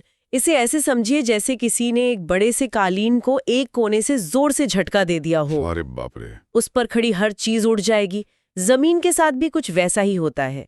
इसी से जमीन में बड़ी बड़ी दरारें पड़ जाती हैं, जिन्हें फिशर्स कहते हैं। और मैंने एक चौंकाने वाला तथ्य पढ़ा कि सिर्फ 1/4 इंच की ऊंचाई वाली लहर भी सामान्य इमारतों को गिराने के लिए काफी है। बस 1/4 इंच। ये सुनने में बहुत कम लगता है ना? हाँ बिल्कुल। ये कैसे मुमकिन है? ये इसलिए मुमकिन है क्योंकि इमारतें ऊपर से नीचे के दबाव यानी ग्रेविटी को झेलने के लिए बनी होती हैं। राइट। उनकी नींव इस तरह से डिजाइन नहीं होती कि वो जमीन की लहरों पर सर्फिंग कर सकें। जब जमीन अचानक से 1/4 इंच भी ऊपर नीचे या दाएं बाएं होती है, तो इमारत का पूरा ढांचा उस झटके को बर्दाश्त नहीं कर पाता और ताश के पत्तों की तरह ढह जाता है। बिल्कुल। यही वजह है कि सड़कें टूट जाती हैं, रेलवे ट्रैक सांप की तरह मुड़ जाते हैं और पुल गिर जाते हैं। और कम्युनिकेशन का क्या? जाहिर है वो भी ठप हो जाता होगा। हाँ, वो तो सबसे पहले टेलीफोन और इंटरनेट के सारे केबल्स जमीन के नीचे से जाते हैं। जब जमीन में दरारें पड़ती हैं तो ये केबल टूट जाते हैं। मतलब आप एक तरह से दुनिया से कट जाते हैं। ना आप किसी को मदद के लिए बुला सकते हैं, ना आपको पता चलता है कि बाहर क्या हो रहा है। ये बचाव कार्यों को और भी ज्यादा मुश्किल बना देता है। बिल्कुल। अच्छा, अगर समतल जमीन का ये हाल है तो पहाड़ों में तो ग्रेविटी भी एक दुश्मन बन जाती होगी। बिल्कुल सही सोचा आपने। यही वजह है कि पहाड़ी इलाकों में भूस्खलन यानी लैंडस्लाइड्स बहुत आम हो जाते हैं। ओह। भूकंप के झटकों से ढलानों पर मौजूद मिट्टी और चट्टानें अपनी पकड़ खो देती हैं और तेजी से नीचे की ओर खिसकने लगती हैं। ये अपने रास्ते में आने वाले पूरे के पूरे गांव को दफन कर सकती हैं। ये सब सुन के तो लगता है कि प्रकृति के सामने हम कितने बेबस हैं। अच्छा, सोर्सेज में कुछ ऐतिहासिक भूकंपों का जिक्र भी है। को लेते हैं लिस्बन, पुर्तगाल। हाँ, इसे इतिहास के सबसे विनाशकारी भूकंपों में से एक माना जाता है। ये लिस्बन के पास अटलांटिक महासागर में समुद्र के नीचे की जमीन के अचानक नीचे धंस जाने से हुआ था। और इसके बाद आई सुनामी। मैंने पढ़ा कि लहरें 35 फीट ऊंची थीं। 35 फीट। हाँ, और इसने लिस्बन के पोर्ट और निचले इलाकों को पूरी तरह तबाह कर दिया। मतलब जो लोग भूकंप के झटकों से बच भी गए, उन्हें सुनामी ने अपनी चपेट में ले लिया। A deadly combination. बिल्कुल।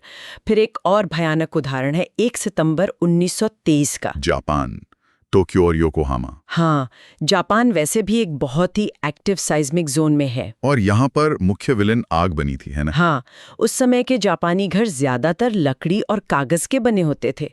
भूकंप से लाखों घर ढह गए और फिर जैसा हमने पहले बात की थी, टूटी हुई गैस लाइनों और रसोई के चूल्हों से आग भड़क उठी। और कहते हैं कि इस आग ने 2.5 लाख लोगों की जान ले ली। 2.5 लाख? ये तो एक छोटे शहर की पूरी आबादी है। That's horrifying. और ये सिलसिला रुका नहीं। 1906 में सैन फ्रांसिस्को का भूकंप, सैन एंड्रियास फॉल्ट पे। हाँ, उसने भी शहर के एक बड़े हिस्से को तबाह कर दिया और उसके बाद लगी आग ने और भी नुकसान पहुंचाया। चीन के कांसू प्रांत का जिक्र तो और भी दर्दनाक है। वहां की मिट्टी बहुत नरम है ना? हाँ, लोएस मिट्टी। 1920 में आए भूकंप में 2 लाख लोगों की मौत हुई और फिर 1927 में एक और भूकंप आया, जिसमें 1 लाख गुफा निवासी जिंदा दफन हो गए। हाँ, ये बहुत दुखद था। ये लोग पहाड़ियों में गुफाएं खोदकर रहते थे और भूकंप ने उन गुफाओं को ही ढहा दिया। मतलब उनका घर ही उनकी कब्र बन गया। और भी हाल के उदाहरण हैं, जैसे 1960 में मोरक्को का अगादर भूकंप या 1968 का पूर्वी ईरान का भूकंप। ये सभी हमें एक ही पैटर्न दिखाते हैं। भूकंप आता है, लेकिन तबाही उसके बाद आने वाली सुनामी, आग या भूस्खलन से होती है। तो अब अगला सवाल ये उठता है कि ये तबाही दुनिया में सबसे ज्यादा कहाँ होती है? क्या इसका कोई पैटर्न है या ये कहीं भी कभी भी हो सकता है? यहाँ एक बहुत मजबूत कनेक्शन है। क्या? भूकंपों का जो ग्लोबल डिस्ट्रीब्यूशन है वो ज्वालामुखियों के डिस्ट्रीब्यूशन से लगभग पूरी तरह मेल खाता है। अरे वाह! So they are two sides of the same coin. बिल्कुल। यानी जिन इलाकों में दुनिया के ज्यादातर ज्वालामुखी पाए जाते हैं, उन्हीं इलाकों में सबसे ज्यादा भूकंप भी आते हैं। तो जहां जमीन के नीचे आग उबल रही है, वहीं जमीन कांपेगी भी। ये तो एक बहुत बड़ा क्लू है ये समझने के लिए कि कौन से इलाके सबसे ज्यादा खतरे में हैं। एग्जैक्टली। और दुनिया में सबसे ज्यादा भूकंपीय गतिविधि वाला क्षेत्र है सर्कम पैसिफिक बेल्ट, जिसे एक बहुत मशहूर नाम से जाना जाता है, पैसिफिक रिंग ऑफ फायर। हाँ, रिंग ऑफ फायर। नाम से ही लगता है कि कोई खतरनाक जगह है। और ये नाम बिल्कुल सही है। ये प्रशांत महासागर के चारों ओर एक घोड़े की नाल जैसा इलाका है। ये कहाँ से कहाँ तक फैला है? ये न्यूजीलैंड से शुरू होकर इंडोनेशिया, फिलीपींस, जापान, फिर अलास्का से होते हुए नॉर्थ और साउथ अमेरिका के पश्चिमी तट तक फैला है। और आंकड़े तो चौंकाने वाले हैं। हाँ, दुनिया के लगभग 70% भूकंप इसी एक बेल्ट में आते हैं। 70%? मतलब दुनिया के 10 में से 7 भूकंप इसी एक रिंग ऑफ फायर में आते हैं। That's an insane concentration. इसके बाद जो दूसरी सबसे एक्टिव बेल्ट है, उसमें दुनिया के करीब 20% भूकंप आते हैं। अच्छा, वो कौन सी है? ये है मेडिटेरेनियन हिमालयन बेल्ट। ये बेल्ट अटलांटिक महासागर से शुरू होकर भूमध्य सागर, तुर्की, ईरान से होते हुए हिमालय के पहाड़ी सिलसिले और उत्तर पश्चिम चीन तक जाती है। अच्छा, तो हिमालय का क्षेत्र भी इसी में आता है। तभी हमें नॉर्थ इंडिया में अक्सर भूकंप के झटके महसूस होते रहते हैं। हाँ, ये सब जुड़ा हुआ है। ये इसलिए हो रहा है क्योंकि इंडियन प्लेट लगातार यूरेशियन प्लेट को उत्तर की तरफ धकेल रही है और बना रहता है, जो भूकंप के रूप में बाहर निकलता है। तो इन 2 बेल्ट्स में ही दुनिया के 90% भूकंप आ जाते हैं। हाँ, इनके अलावा बाकी के जो इलाके हैं, जैसे अफ्रीका, ऑस्ट्रेलिया या साइबेरिया के बड़े हिस्से, वो टेक्टोनिक प्लेट्स के बीच में हैं, किनारों पर नहीं।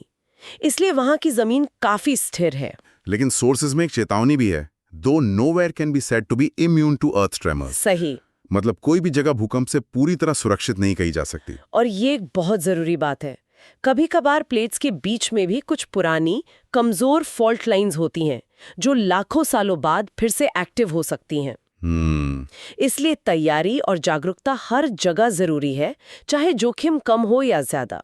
ये हमें याद दिलाता है कि हम एक डायनामिक प्लैनेट पर रहते हैं। ठीक है, तो हमें उम्मीद है कि आपको जीसी लियोंग की certificate physical and human geography के चैप्टर 3 वॉल्केनिज्म एंड अर्थक्वेक्स पर हमारी आज की चर्चा पसंद आई होगी।